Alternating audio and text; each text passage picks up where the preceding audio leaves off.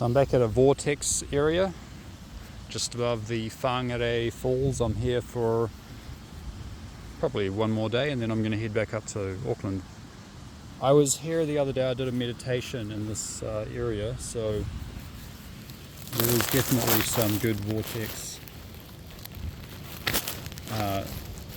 energy in this area. The vortex is about this big here.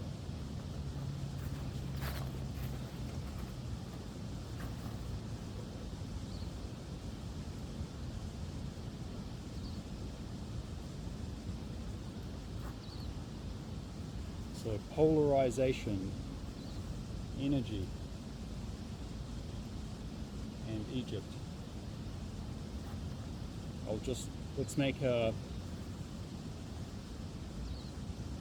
information, seed, pattern recognition, higher brain function, energy, frequency, and vibration. So a higher brain function that is not dependent on our typical linear way of thinking, typical grammar of sentence structure, but when we can recognize patterns around the environment, we can get an idea. When we use tools like dowsing rods, we can get an idea of energy. Some people, we don't need dowsing rods. We can feel the energy just walking around because we've developed some structure and some sensitivity, and we can operate at that baseline of the energy.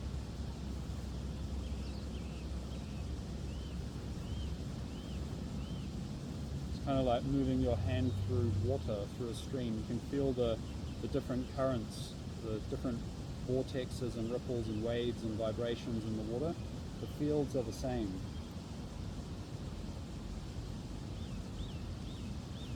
Move through it very slowly and I can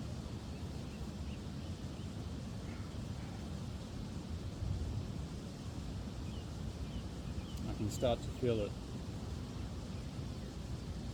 Hermetics, one of the things I have heard about Hermetics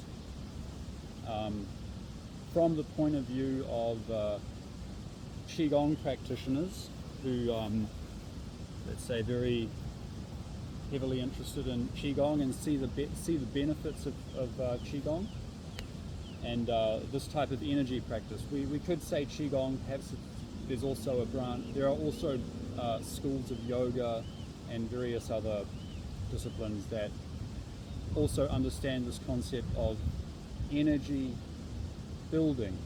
How do you build energy? How do you build energy? You need to polarize. You need to establish. First, you need to understand where is the polarity, right?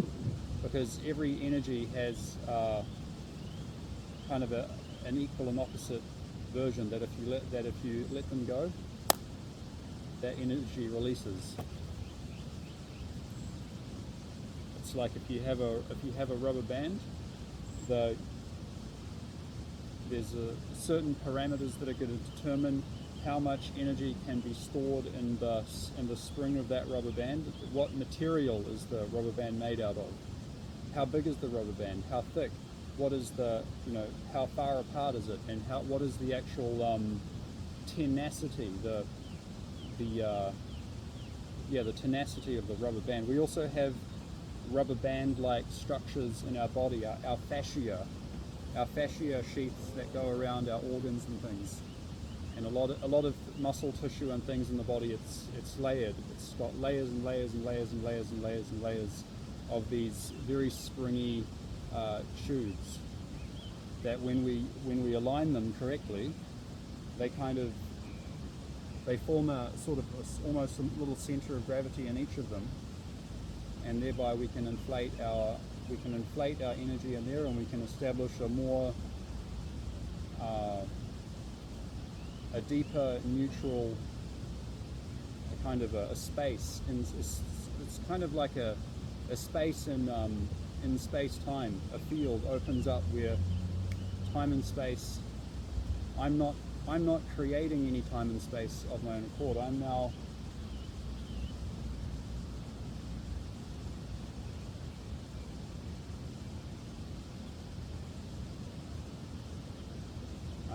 I'm just receiving what's going on.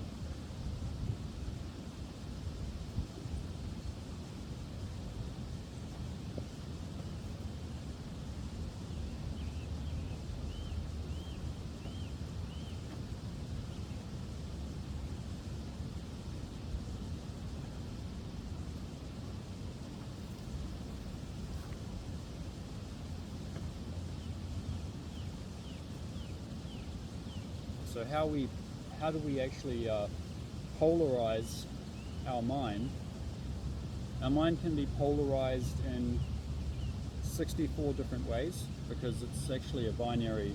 If we reduce it to a binary system, a binary computer, where neurons are either firing or they're not firing, either they're switched on or they're switched off. So the combination of ons and offs and a couple other things gives us 64 basic programs that our mind can be aligned in. For example, the two extremes would be either it's the whole mind is open or the whole mind is closed, or the whole mind is receptive or the whole mind is creative.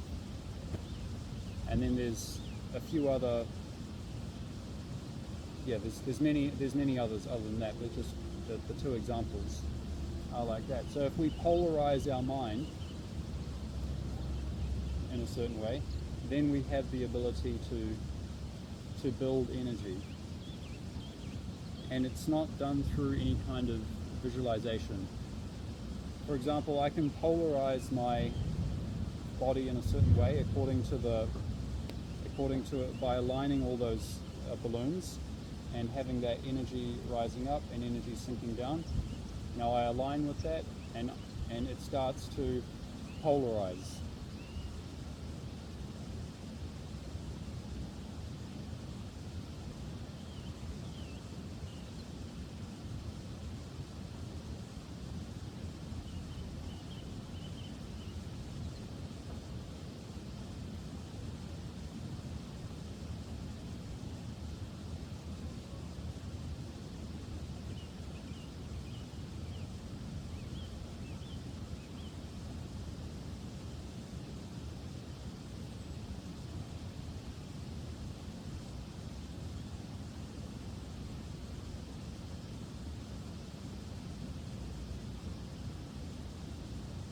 And there is a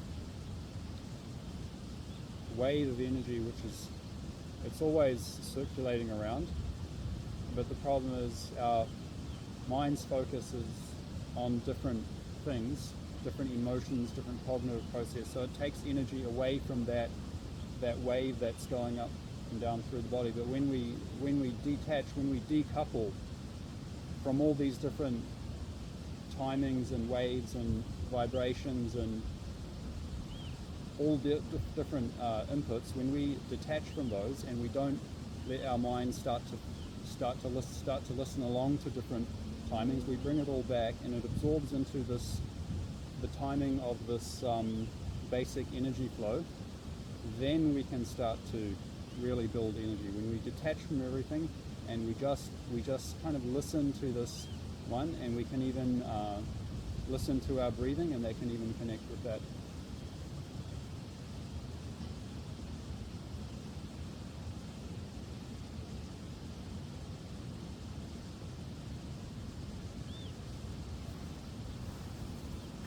I'm going to have a little sit down here.